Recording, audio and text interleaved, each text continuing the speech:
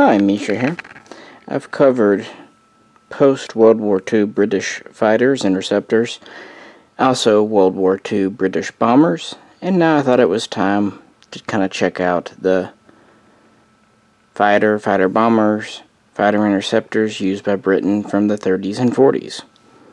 And we'll do this in a few parts. All models in the table are from Corgi because they're kind of the go-to for British. And we're going to start off with a couple of biplanes. These are about the only biplanes in my collection. Here we have the Hawker Fury. This was famous for being the RAF's first over 200 mile per hour interceptor. It's also one of the early metal framed planes. And then we have the Gloster Gladiator. Specifically, this is the Sea Gladiator from the Siege of Malta. This was the RAF's last biplane. And both of these were in service for very brief periods, really, but they were very cutting edge for their day and time. The Fury here is pretty much a typical biplane.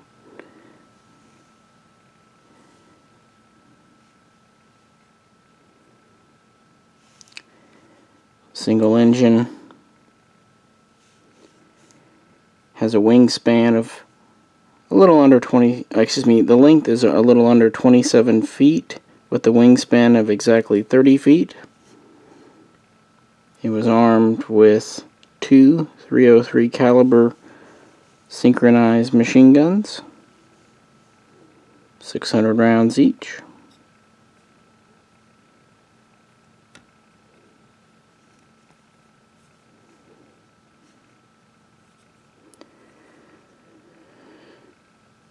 This started off in the late 1920s as the Hawker Hornet,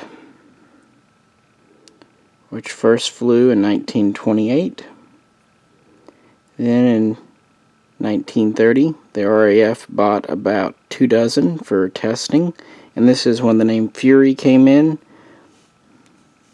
Not really sure why. Wikipedia says that it's because the RAF was wanting more intimidating, more aggressive sounding names, but I mean, good grief, Hornet seems pretty intimidating to me, but yeah, hey, whatever, I don't like hornets. I like wasps either.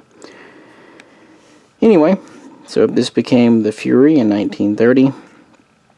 The actual first Fury prototype flew in March of 1931, and this entered into limited RAF service in May of that year. And they didn't buy that many. They were still kind of under the interwar budget cuts, limited budgets, constraints, and so the Hawker only made about 250 of these total. Most went to the RAF. This was their frontline fighter interceptor, but many other planes served alongside, including the Hawker Hart, Hawker Demon, which are very similar, and the older Bristol Bulldog, which, while much slower, they already had. Yeah, this had a maximum speed of 225 miles per hour, although it wanted to cruise much slower, of course. And it was, one of the ultimate evolutions of the biplane design.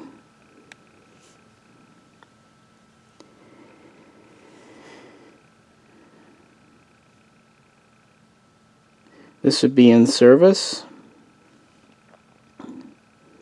There would be a Fury Mark II introduced in 1936 with an improved engine and a few other minor upgrades. But already by 1937, 1938, this started to be phased out, and most of these were pulled out of RAF service by the beginning of 1939, and they were, more or less retired to training duties, although some were sent overseas. The UK wasn't really fielding the Fury during World War II. That said, other Other nations, such as Yugoslavia, tried, and these did see some combat in the hands of South African pilots and so on and so forth. So, very limited use, really, when nothing else was available in 1939, 1940. But, yeah, of course, this was a pretty obsolete design. It was also pretty lightly armed. I mean, 2 303 machine guns just weren't a whole lot the standards of the day. It was relatively fast for a biplane, but quite slow for a monoplane. And the Gloster Gladiator isn't a whole lot of a different story.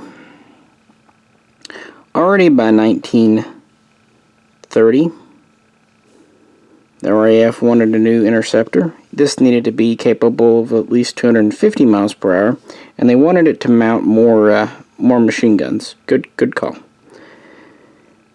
Gloster had been working on the SS-37 as an internal design, and they didn't reinvent the wheel. They were pretty much just using existing biplane tech that they had, existing resources, because I think they knew that the biplane was on its way out. So, why put a whole lot into it when they knew it would be quickly obsolescent? This would first fly in 1934. The RAF would again acquire about 2 dozen in 1935 for testing. This is when the name Gladiator would appear. It would officially enter squadron service at the beginning of 1937. And this would make up the Defence of London, the Air Defence of London, for a couple of years.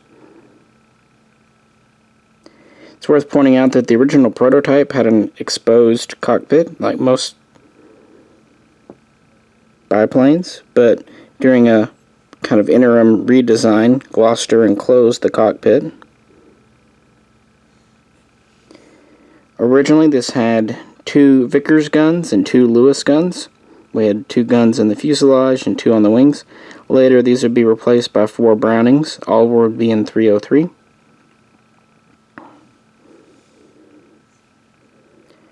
They would build just under 750. Just under 500 would go to the RAF. There would also be 98 so-called Sea Gladiators, which is what this actually is here, which is a navalized version for catapult takeoff and just, the equipment to operate on board ships. And there would be some exports. Over 200 would be sent to foreign customers, and actually this would see a lot of use early in World War II. While it was being removed from frontline service as early as 1938, these are still very much in use in 1939 in Britain as squadrons transitioned over to the Hawker Hurricane and the Supermarine Spitfire.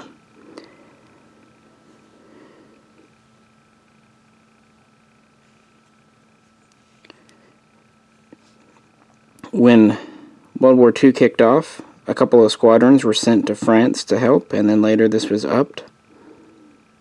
The Gladiator would see quite a bit of use in the spring of 1940 in Europe, but by May most of the planes there were either destroyed in air combat or had been destroyed on the ground through bombing raids. These would also be used in Norway,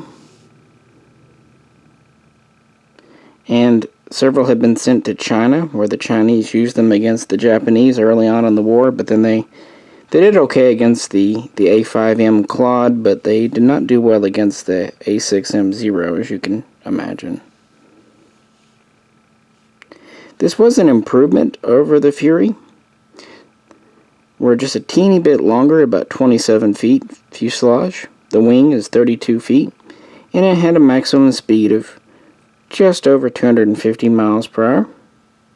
And again, it also mounted additional machine guns and had a more powerful engine, the usual stuff.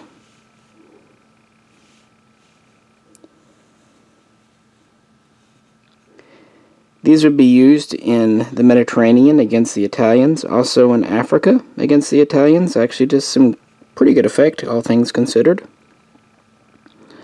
And of course, the siege of Malta, as I mentioned, which is this is a model from here, where by legend from April through June of 1940, Malta was defended by 3 sea gladiators. In reality, it was either 8 or 10, but still yet a small number of outdated biplanes defended against a numerically superior force from Italy,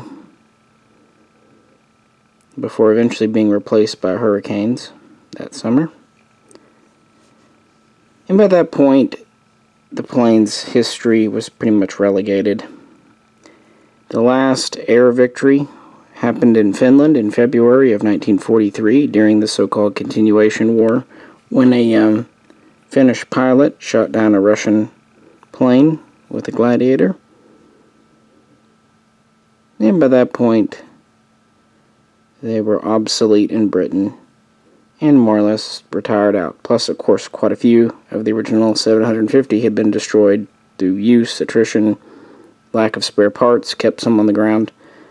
But early on in the war, this could be found, like I said, in every theater from the Pacific through Africa, Middle East, and on the west and eastern fronts of Europe. So, pretty cool plane, and it's interesting to see a biplane with an enclosed canopy. By the way, most of these would have a 2-bladed prop, but some of the Sea Gladiators on Malta would be fitted with 3-bladed. Of course, both of these have a curve 2. Curve 1. Just regular fighters. So yeah, these are kind of the successors to the pretty famous World War I era type fighters. The Corgi biplanes are neat. They do have rigging, figures, and they're in 1/72 scale, whereas most others, like the Hobby Masters, if you get biplanes, even a lot of their World War II monoplanes are in 1/48, which I'm just not a big fan of. They're too big. These are a good size. Plenty of detail, but you can fit a lot on a shelf. By the way, this one's painted in the so-called 1938 Munich Crisis camo scheme. Before that, they'd mostly be in silver.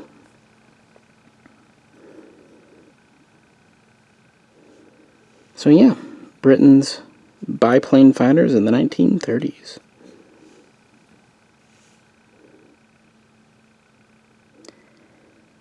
Well, next time we'll get into some other planes. But until then, if you have any questions or comments, please do post them below. I appreciate you tuning in, and if you could, like, share, and subscribe. This is Misha, and I'll catch you very soon next time.